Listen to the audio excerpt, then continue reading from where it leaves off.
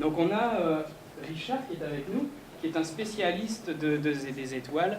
Il n'est pas encore allé sur Mars ni sur Vénus, mais parfois il y est dans sa tête. Je vais vous parler des étoiles. Je vais vous décrire un peu, vous expliquer comment elles se forment, qu'elles ont une vie, elles naissent, elles vivent et elles meurent. Okay? On n'a pas conscience vraiment de ça parce que ça se passe à une échelle très grande et on a l'impression que c'est statique, ça ne change pas, mais c'est juste dû au court intervalle de temps qu'on passe sur la Terre qui fait qu'on a l'impression que c'est quelque chose de statique qui ne change pas. Le Soleil, c'est quoi? C'est une source d'énergie. En fait, c'est une énergie de source atomique. C'est très puissant. C'est au noyau qu'est produite l'énergie du Soleil. C'est là qu'a lieu la réaction nucléaire. Donc, le Soleil, c'est un pourvoyeur et nous fournit de l'énergie. Ce qu'on sait moins, c'est que le Soleil nous fournit aussi des matériaux. Ce qu'on trouve sur la Terre, c'est produit dans une étoile. Okay? Ce qu'on trouve dans l'univers, essentiellement, c'est de l'hydrogène. C'est l'élément le plus simple. Et un peu d'hélium, mais tout le reste, le carbone, l'oxygène, tous les autres éléments du tableau périodique sont produits à l'intérieur des étoiles. Okay?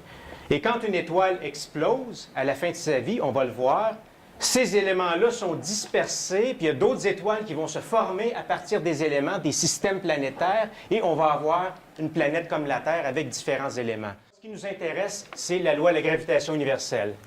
Selon Newton, la gravité, c'est une force entre deux corps qui ont une masse non nulle. C'est elle qui est responsable de l'orbite de la Lune autour de la Terre et aussi des étoiles, des planètes, pardon, autour du Soleil.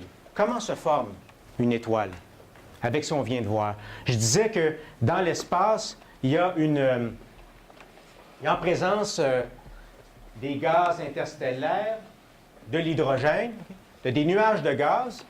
Ils ont généralement un mouvement de rotation. C'est comme ça. Et à cause de la force gravitationnelle, qu'est-ce qui se passe? Notre nuage de gaz, le gaz, en fait, c'est des petites particules. Qu'est-ce qui arrive? Le nuage, bien, il se contracte.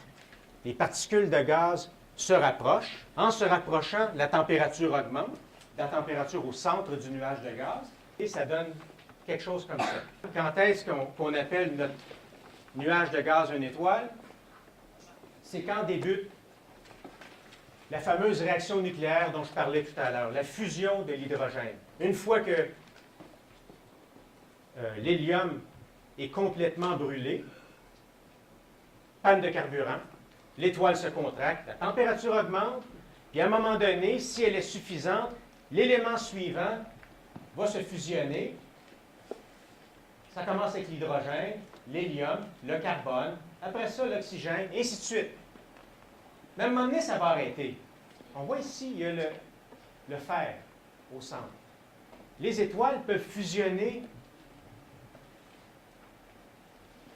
ces éléments-là, mais tôt ou tard, peu importe la masse que l'étoile, okay, elle ne pourra pas se rendre plus loin que le fer. Quand une étoile commence à produire du fer, comme ils disent, c'est le début de la fin. Là, ça s'arrête.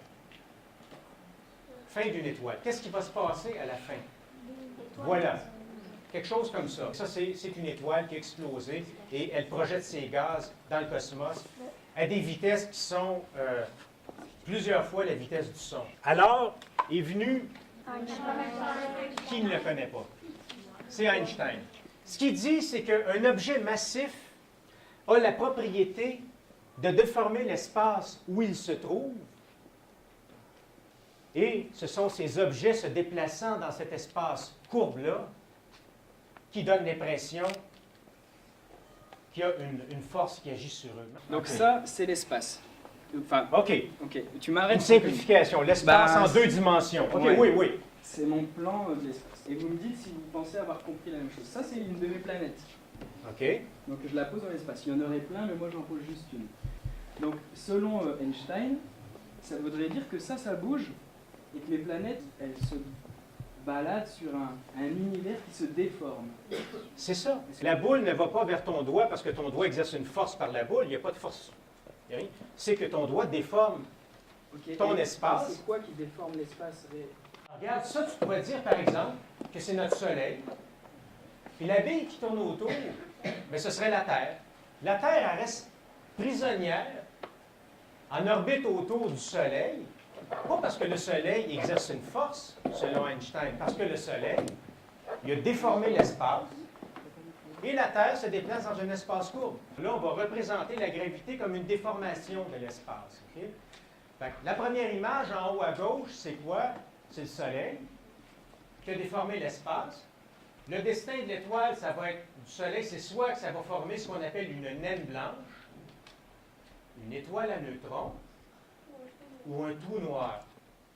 Le Soleil ne formera pas une étoile à neutrons, parce qu'il n'est pas assez massif. Ça va être le destin de d'autres étoiles qui sont plus massives que le Soleil. Encore moins de chances qu'il forme un trou noir. Mais dans le cas du trou noir, c'est particulier. J'en parlerai pas beaucoup, mais vous voyez, il n'y a pas de fond ici. Hein?